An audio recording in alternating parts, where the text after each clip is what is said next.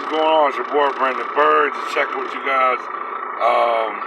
Yeah, I really wanted to jump on here, man. Just about what's going on, everything. Everybody's talking about the Revolt and the CEO. She's basically Indian American. Can't twist it that she's Native American. She's not Native. She's straight up from India. But I gotta look. I'm not gonna shit on a lot of Indians. Like I said, I grew up with some. They were cool, so I'm not gonna just shit on them. But there is a difference. There is a racial line, and there is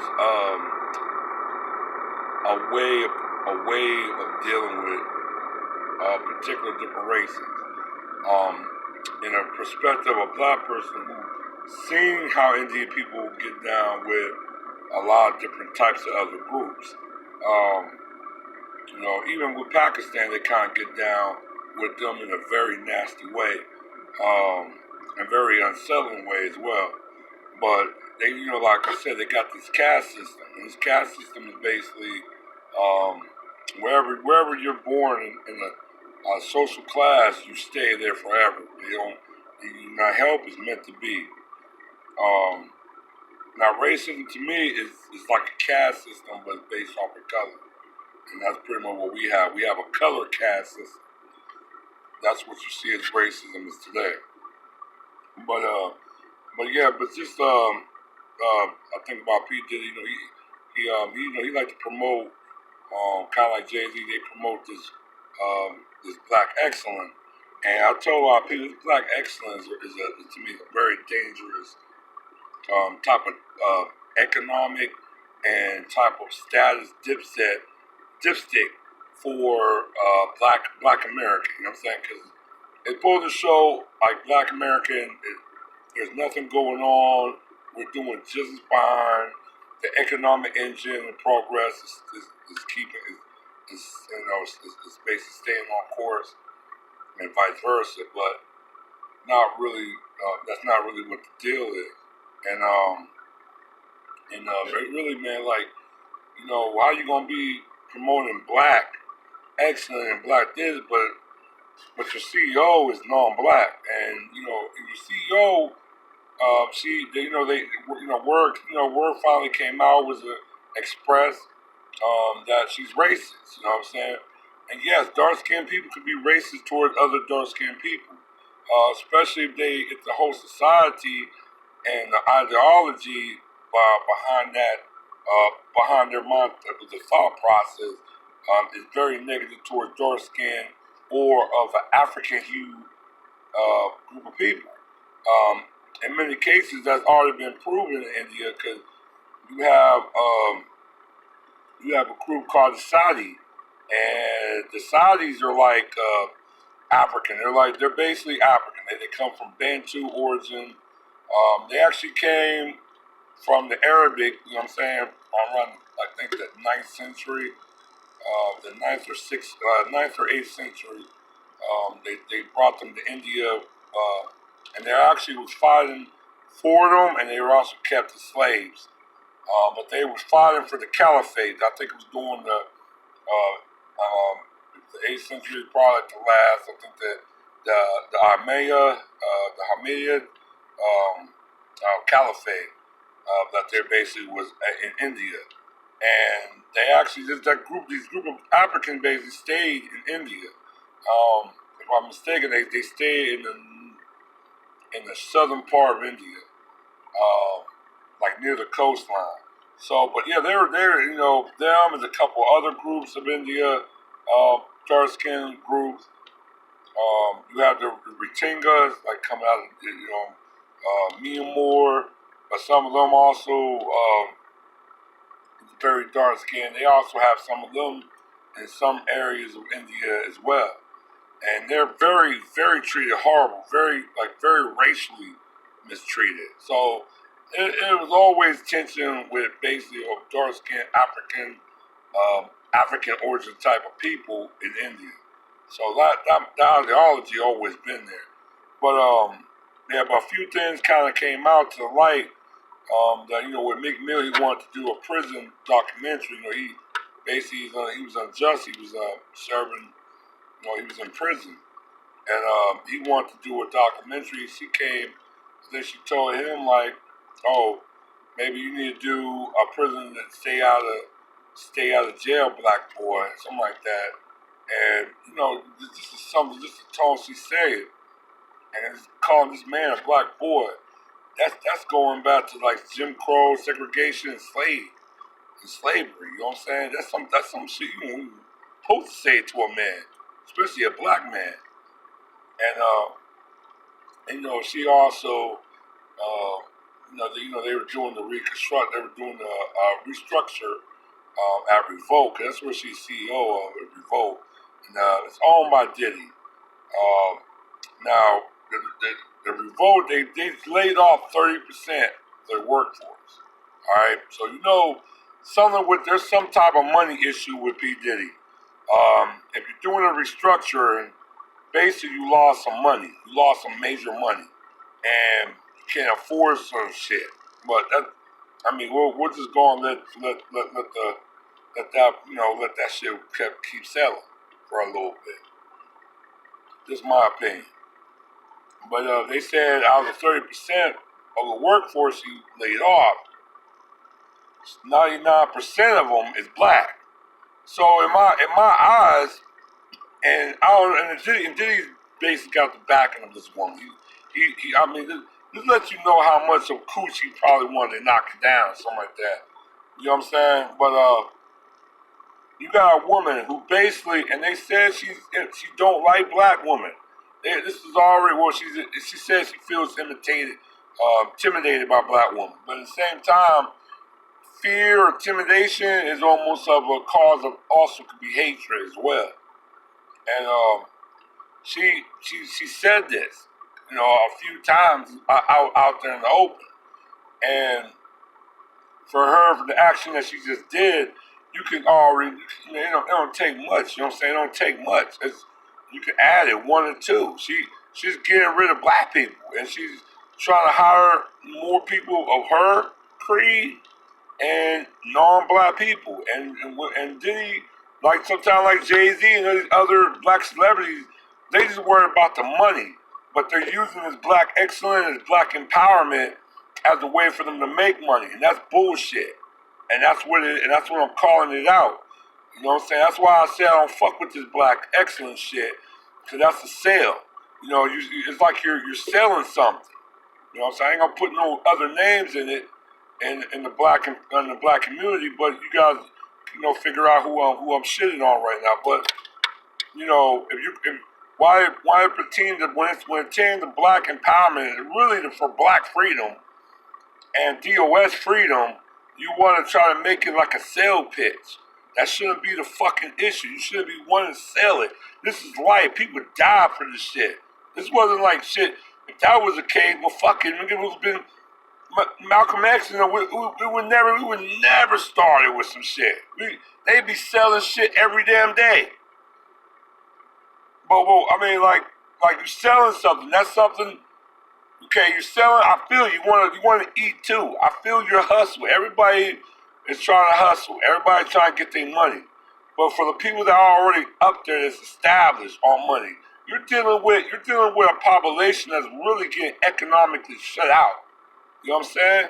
We're getting shut out. You know what I'm saying? This black excellence don't exist really. If it do, it's in a very small environment type of status. It's in like I said, it's like I told before.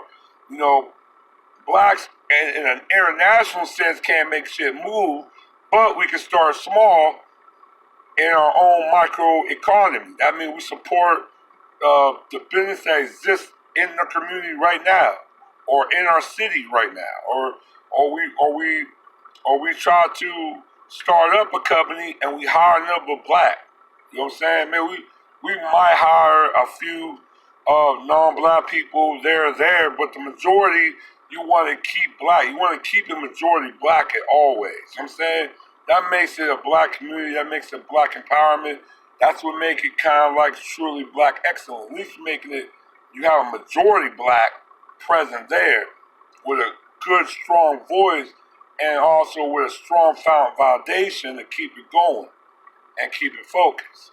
But yeah, man, you got this Indian girl running a supposedly black company, and Diddy's looking like so goddamn dumb and shit. I mean, I'm sorry, it was cursed. I'm sorry, but he's just dumb. He's just dumb the way he's saying this. It's crazy. Um, I just told people, like I said, you can't really rock with these black celebrities, man. You just can't. These black celebrities really showing their hands right now, and it's not for the benefit or the benefit for us. It's a benefit for them. You know what I'm saying? Also, too, I wanted to just break a little bit off. Like I can't. Like I always talk about, the Trump is winning. Yeah, I think he's winning. I don't think the Democrat really is really looking at the main deal. I mean, I already mentioned it a few times, but the post America is almost kind of already spoken. It's already been decided, and but the reason why I say he's winning just because he's showing true power. He's showing what true power is meant to do. Now, leadership, I don't know what it is, but that's what he's showing. You know what I'm saying? He's showing his hand on it, and he's stern with it. You can say whatever you want with that man. I mean, he is a white supremacist, and as for certain groups, it's not going to get better or whatever. But in the time it is, you need to get your shit right. For us, DOS, we need to get our shit right. He already hit the tariff. I think it's like $34 billion on China, but he's going to do another $16 billion. I think the next week. China just said they're going to do a $33 billion tariff on their goods. But the thing about China and the United States, see, the United States is already in debt, and plus a lot of goods in the United States is not really selling in China. You forgot China do a lot of export than import, and when you're dealing with a country that's majority export than dealing with import, it could lead to a very negative slide to them. Now, a lot of people say, "Oh, this would be the death knell of the United States." Not really, because the United States buy a lot of goods. This is a majority import economy. We don't do a lot of export. We do majority import. So a lot of companies eat off of the United States. If the United States really don't buy or even try to start taxing and all this stuff, it helps the economy of the United States, but helps them as well. But it can hurt because it drives their cost of even manufacturing up. So now they can't fuck with their currency manipulation because their shit's getting taxed too much, and they're gonna lose value on their currency. I mean, they're gonna lose money on their economy, and then they're gonna go kind of start going downhill. So it's kind of for them. Right now, it's showing the United States in favor of this war. They said now it depends on the move and the different types of strategic type of moves that Trump do and China do. But right now, in the beginning, right now, Trump is winning on the trade war. You know what I'm saying? I think he kind of shocked everybody. Europe is scared. I think China asked the European Union to join in on the trade war, and you're not. The UN, EU is scared as shit. You know what I'm saying? They don't even want to deal with that shit. And they kind of also know in the back of their mind, like, man, we ain't gonna fucking help. And you gotta bring this back into racial as well. Europeans not trying to help fucking China get over on one of their biggest allies. And white supremacy and global standard, United States, America is Europe's biggest ally. They're not going to abandon the United States over China. You know what I'm saying? That's just what it is. That's being on code on GP. On a global stance, that's just being on code. That's just what it is. But yeah, man, just a lot of shit. There's a lot of shit really a lot of shit really going on.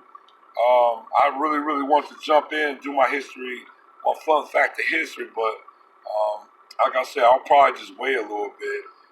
I definitely wanted to talk a little bit more about um, when I was in, I think up near Dallas. I was in their fourth ward, and I was telling you about some dope. I posted on my Instagram. Follow me up, Big Bird, on Instagram, and I pretty much, was basically, looking. I actually fed them. I actually gave them some food, but looking at the condition they were in, it wasn't really very warmly. Especially the food. I think the food was like some real old, like bananas and stuff like that. It wasn't really fresh. I mean, I know they saying ghosts eat anything, but damn, that's like, I mean, they eat maybe anything, but they really is more desperate. They're hungry. And if they're eating some good fucking food, I don't think they're gonna want to eat that bullshit trash that people have been throwing at them. So yeah, that's definitely, um, with my point of view right there. I'm not gonna say I'm a great, but I am an animal lover. I do respect animals and stuff like that. I do treat animals like how really any living being should be treated. You know what I'm saying? So I am an advocate for treating animals with a very harmless type of way. Definitely with a harmless nature. But yeah, it was just like I said, but yeah, there's really just a lot of things going on. Diddy got really, I think they actually interviewed Diddy. Diddy did a statement interview. He really didn't stick up for the people that really that was to me I felt was a victim. He really stood behind this Indian woman, and that's kind of just show you what his legion is. But like I said, man, Diddy always been that type of dude. I mean, you look at all those contracts he did with those rappers and singers. He really fucked. I mean, that's the type of guy he is. So he's never gonna change, even with the millions he got. Now I always tell people he made his millions off of Biggie and Craig. You know what I'm saying? But he really made money off of Biggie. That was just golden goose. Um, but that's it is what it is. I'm gonna definitely like I said, I'm gonna have to go. I'm about to roll out to Beaumont, Texas. Gotta do some things. I'll be back in Houston. I'll definitely drop another one real soon. You guys take care, alright? One.